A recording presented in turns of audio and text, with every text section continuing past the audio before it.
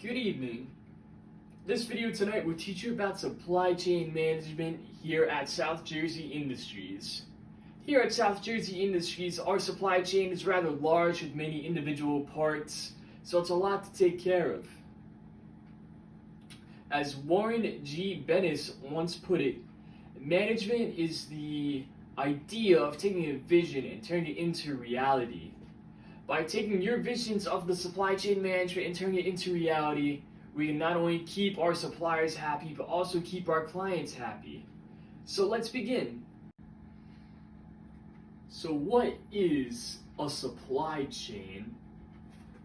According to a 2017 study by Misaki Nakasumi entitled Business Supply Chains in a Blockchain System, a supply chain is how a company moves business analytics and business products throughout its operations management and its supply chain.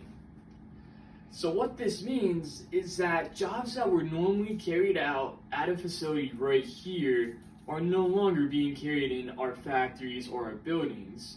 Rather, jobs that used to be conducted right here on the premises are now being outsourced, whether it to be other towns, other states, or other countries altogether. A lot of processes that used to be conducted within this area are now vastly spread across the globe. Now what this means is that we need a competitive supply chain that ensures that all of our products and all of our resources are accurately allocated where they're needed, when they are needed. So what this means is that we have to keep a watchful eye over every little part of this chain.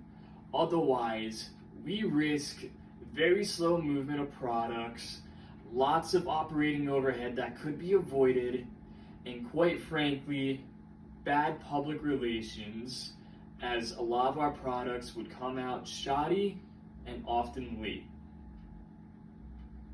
What does this mean for you with your supply chain management? And how does this relate to you taking your visions and putting them into practice? Well, utmost importance here would be keeping good relationships with our suppliers. As a matter of fact, a good relationship between you and your suppliers that make up your chain is essential. Now, even though we would want everything to be all good, sunshine, rainbows, whatever, all the time, there is going to be issues over the course of the future. There's going to be problems with suppliers, and the suppliers are going to have problems with you. Now, the real question is, how do we go about these situations and getting a good result out of them?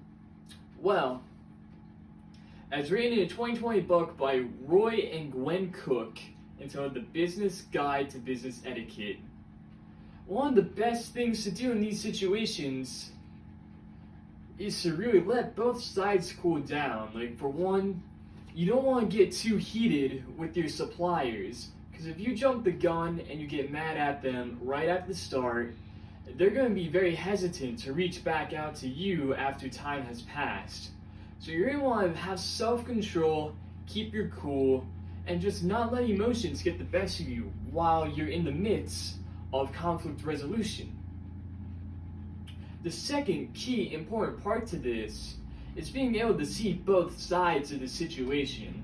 Because to you, you think you're right and you're the one not at fault. Whereas to the supplier, it's the complete opposite. The supplier feels that they are, in fact, the one and in the right and not at fault. So what you want to do is be able to not only stand up for your side of the situation, but you also need to be able to look at the other side and understand where they're coming from in this conflict resolution. Finally, the most important part of this is giving both sides a little bit of time to cool off after a conflict. Because although you may be ready to reach back out and rebuild bridges within the first few minutes of a conflict, other people need a lot of time to really get themselves back up to a point where they can say, we should rebuild our connections and strengthen our relationships. Now, by doing this, you're going to keep your relationships good with the good relationships you already have, and any relationship that's starting to go downhill and hits a conflict, you'll be ready to combat that bad relationship and either decide this client is not worth keeping with our supply chain anymore and swapping with someone else, or being able to say, this is a person we need, I'm going to practice self-control, and we're going to work together to bring them back into our supply chain.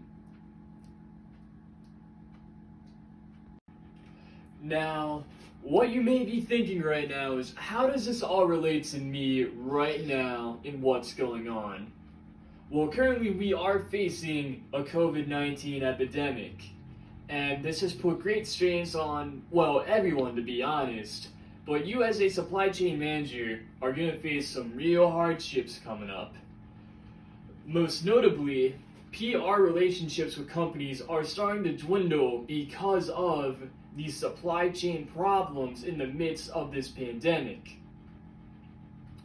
In a 2020 article written by Tasker Generis Jr. titled, "Is Your Supply Chain Your Weakest Link?" we see such an example of a supply chain weakened that led to a public relations nightmare. So the gist of this article is that Tasker Generis ordered a play set for his children to play with during the quarantine period of 2020.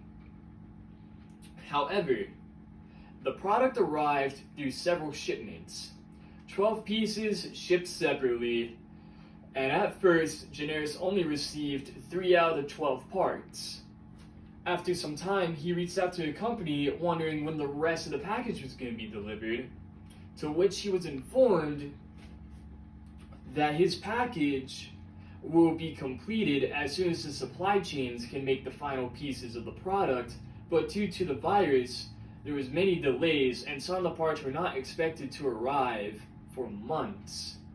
Now this left Tasker in a pretty rough spot because he wanted that playset now, and he was not prepared to wait another 10, 11, even a whole year for the rest of this playset to arrive for his kids. So he wanted to return the product. However, he was met with a catch-22. In order to return the product, he would need all 12 pieces. But if he were to wait for all 12 pieces, he would forego that 30-day return policy and not be able to return it, because the 30-day return policy starts as soon as the first part of the package was delivered. Now, this product delivery issue is not localized entirely to just one company. Companies all over the globe are facing this problem because a lot of people are sick. A lot of places are shut down. It's very hard to get a package from one side of the road to the other in a quick pace right now. So what we have to do is do our part in making sure that our supply chain is not as weakened by the virus as some of our competitors, to ensure that our products are still making it to where they need to be in a timely manner and not resulting in bad PR. Now, what this means is that if our supply chain stops moving, the company stops moving. Your supply chain is like the heart of the company that keeps all the revenues, all the products, everything pumping to and from point A to point B. Point A being your company and point B being your customers. Now, in conclusion, for this seminar, the main takeaways here are that your supply chain is how your products move through your company.